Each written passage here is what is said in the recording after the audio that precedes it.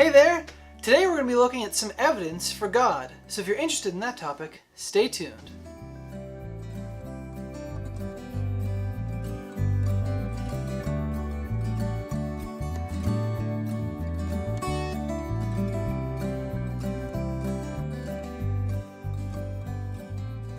Guys, if this is your first time here, I just want to personally welcome you to the HomeGrown Ministries YouTube channel.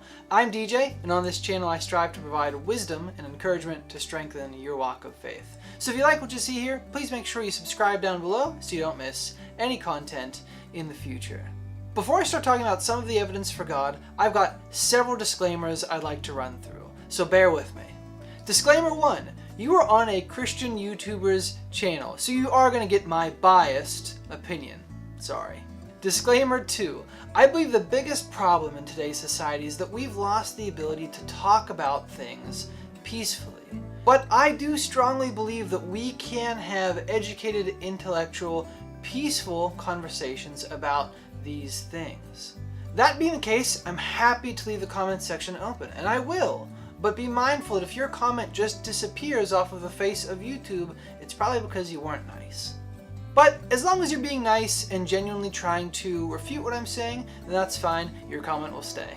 The other thing I will tell you is YouTube's a little funny when it comes to links, so if you want to throw a link down there, be my guest. I'm not going to audit it, but sometimes YouTube doesn't allow posts with links, so if you posted something that has a link in it and it doesn't show up, it probably wasn't me, because I don't really block anybody unless you're incredibly rude. So just keep that in mind. Disclaimer 3.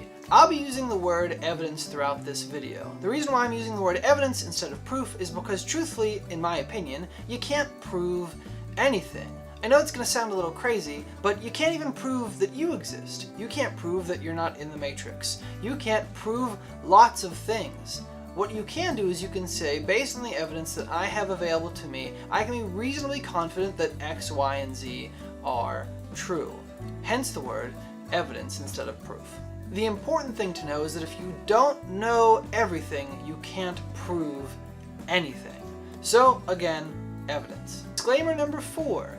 Please watch the whole video. This is a really large topic I'm trying to cover in a very short amount of time, but the video is still probably going to be pretty long. And if you make a comment before you watch the whole video, you may comment on something that I've already answered if you would have just hung on to the video a little longer. So please, please, please, please watch the whole video. Disclaimer 5. Remember, I'm just a guy with a camera who's read a lot. I'm not ordained, I don't have huge degrees, anything like that. So if you disagree with what I have to say, that's perfectly fine. But I do want you to look at the evidence yourself and make your own judgments, because there's people that are way greater than me, that are way more intelligent than me, who have addressed these topics as well. Look at the evidence yourself and examine it in its entirety. And last, but certainly not least, number 6.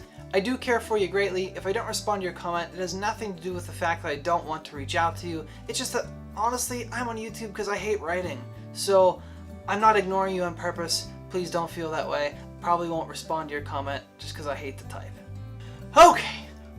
Now with all those out of the way, let's get started. And when we talk about evidence for God, there's really 2 questions you have to ask. Question 1 is, what evidence are you willing to accept?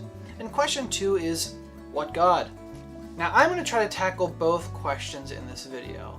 First, in regards to evidence, there's lots of types of evidence. A lot of people look for scientific evidence as the most accurate evidence. And unfortunately, if that's what you're looking for here in this video, you're not going to find it here. I'm not a scientist. I don't know enough about the science world, and I wouldn't even claim to know enough about the science world to do a video that talks about the scientific evidence for God. There are people who try to make that attempt. You can find them on YouTube. You can find books about that stuff. If you're really interested in that, go ahead and find it. I just am not planning on doing that. I'm really looking at the historical evidence. The other thing with scientific evidence is it still doesn't answer question 2, which is, what God? It will just say whether there is or isn't a God based on what we can see in science. And then we still have to figure out through other evidence which God we should believe in. So today, I'm going to be looking at some historical evidence of the resurrection of Jesus because it answers the question, what God? The reason why I'm looking at the historical evidence of Jesus is because I believe it's the only historical evidence we have for any God that really adds up to anything. And if historical evidence isn't enough for you, again, there's other videos out there that address other sources of evidence for God. So now let's look at the evidence.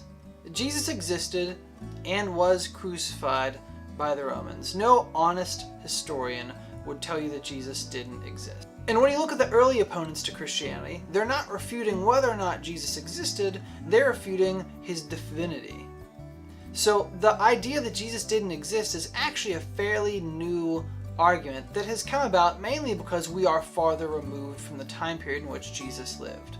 But even a secularist like Bart Ehrman has agreed that Jesus did exist. If you don't know who Bart Ehrman is, he is a New Testament critical scholar who wrote books like Misquoting Jesus and Did Jesus Exist? And in an interview with Guy Raz from NPR, Bart Ehrman said this about Jesus. Paul knew Jesus' brother James and his earliest disciple, Peter. And if Jesus didn't exist, you would think his brother would have known about it.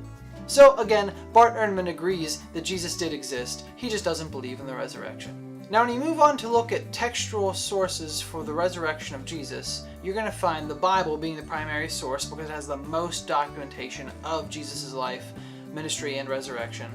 But there are some secular sources as well. The secular sources aren't that great, they're not very lengthy, but they at least point to the fact that Jesus did exist. However, I'm not going to focus on those today. I am going to look solely at what the Bible has to say and whether or not it's valid. So there's been this claim that says that the Bible was written and the Gospels were written hundreds of years after Jesus' life. So a lot of it is fancified or made up. And I honestly believe there's enough evidence to prove that's not true. You see, the Gospel of John is the last of the four Gospels and was often thought to have been written in 200 AD.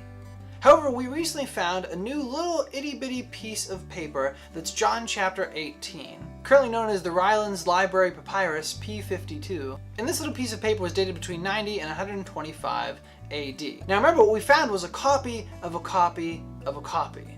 So we know that the original manuscript had to have been written around 90 or 125 AD. Which means that Matthew, Mark, and Luke were written before those dates, so not hundreds of years after. So when you look at Luke, we know Luke is a two-part book. It's Luke and Acts, written by Luke the physician. Now, when you look at Acts, Acts is really interesting because it records pretty much Paul's life and ministry. But what is the one thing it leaves out? It leaves out Paul's death. The most important part of Paul's life would be his death for the gospel, and it leaves that out. And we know, historically speaking, that Paul's death happened in 64 AD. So we should assume, or have the right to assume, that Acts was written before 64 AD. Which then in turn means Luke was probably written in the 50s AD, and Mark, being the first gospel, was probably written sometime in the 40s AD. Jesus died in 33 AD. So you're talking very, very, very close to the life and ministry of Jesus. And their eyewitness accounts, or dictations of eyewitness accounts. Mark's gospel, for example, is the dictation of Peter's eyewitness account. Also, the other thing that I like to point out is the Bible has stood the test of time. It's not like people haven't been examining it for thousands of years, trying to prove it wrong. If it could have been debunked, it would have been already. So then if the gospel was written by eyewitness accounts, what was their claim? And their claim was that Jesus lived, claimed to be the Messiah, died via the crucifixion, and then rose again. So now let's examine their claim. The first claim is that Jesus did die on the cross. So the question is, did he die or did he just swoon? Now, let me tell you something. Being somebody who studied ancient history in my undergraduate degree, one of the things you learn is the Romans are very, very good at one thing, and that's killing people. So when it says that Jesus was crucified by Roman soldiers, those Roman soldiers, historically speaking, would have known whether or not he was dead. So he wasn't mostly dead like the Princess Bride, or somewhat dead. He was dead, dead. So we know, historically speaking, based on the evidence, that Jesus definitely died on the cross. So the next question is, was he raised from the dead? And one of the easiest responses as a Christian is to say, hey listen, nobody ever found his body. But I personally think that's a weak argument, because after only a few days, he's going to decompose anyway if he was just a human, and you're not going to recognize him regardless. So I don't really care too much for that point. But what I will say is, if the body never left the tomb, the people at the time who were trying to prevent Christianity from spreading would have just pointed to said tomb. So one of the next arguments is, well, maybe the women went to the wrong tomb. And it's really interesting when you look at the Bible's account of the women, of the two Marys actually reaching the tomb, because that is something at the time that wouldn't have been credible. women's eyewitness accounts meant nothing at the time. So if you were making this stuff up, you would have written one of the disciples finding the tomb of Jesus empty first, not these two women.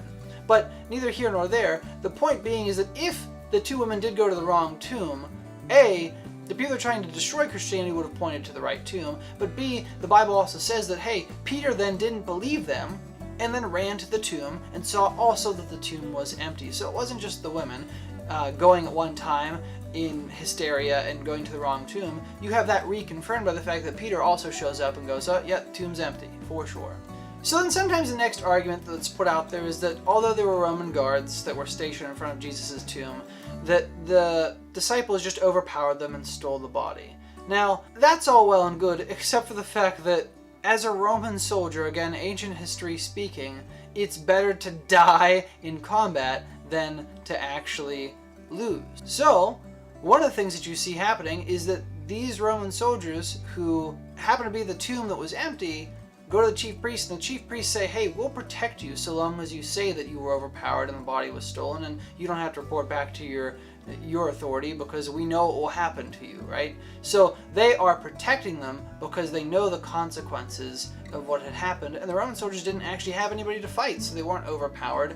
They were just as surprised as everyone else, because if the disciples tried to actually overpower them, they would have fought to the death, as opposed to abandon their post in the fear of some peasant. They've seen way worse things in other areas of the world if they were Roman soldiers, I'm sure. So let's say that there was absolutely no guard and the body was just stolen. Let's say the guard thing's a made-up myth. Let's say the big stone in front of the tomb's a big made-up myth, and so the disciples just stole the body, or even the disciples just made up the story. Well, that still doesn't account for their extreme conversion. So you've already established the fact that the New Testament Gospels were written very close to the life and death of Jesus. So we know it wasn't hundreds of years later, and we also have to account for the spread of Christianity as the early church movement. See, most people are willing to die for their faith, right? And they're willing to die because of what someone else had told them. Right? I look to the Bible, and the Bible tells me that God exists and that there is life after death and all these things, and I have eyewitness accounts to rely on. But who told the eyewitnesses? Well, you see, nobody told them. They had to have seen the resurrected Lord to believe and to change, because remember, they went from being very fearful of death to being somebody who openly preaches about the risen Christ and becomes one of the greatest missionary forces in the world. Think of how much they have shaped the world that 2,000 years later, we're still talking about these people because they made that much of an impact. And that would have never happened based on them making this stuff up.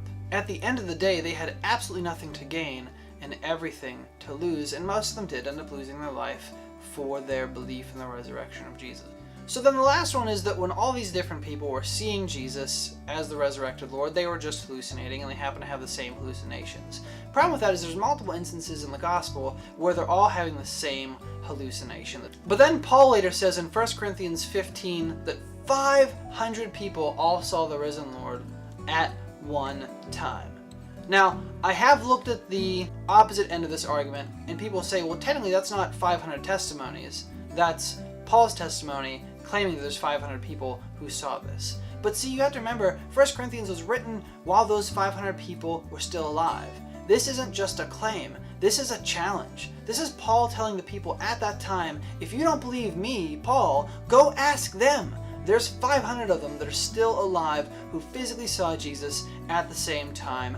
Fact check me. So remember, this is Paul telling people to go cross-examine him. It's not him making up a number. It's him telling people who are reading his letter, go ask them. They're still alive today. So the bottom line is that Jesus did live, and Jesus did claim to be the Messiah, and Jesus was then crucified. And then his disciples' lives were forever changed based on their belief that Jesus had risen. And that belief has spread so much so that 2,000 years later, you and I are still talking about this today, to the point where you've watched a 20+ minute video about whether or not Jesus actually rose from the dead. If that's not impactful, I don't know what is. But again, guys, I'm just a guy with a camera who's read a lot. If you disagree with me or don't believe anything I have to say, go examine it yourself. I encourage you to examine the evidence. There's lots of other great resources you can look into to find answers to those hard questions. that's all I got for you today. I hope you're having a great day. Christian friends, please continue to be the light to the world, the salt of the earth. Encourage someone else today because the world desperately needs it. And as always, I'll see you in the next video. Bye-bye.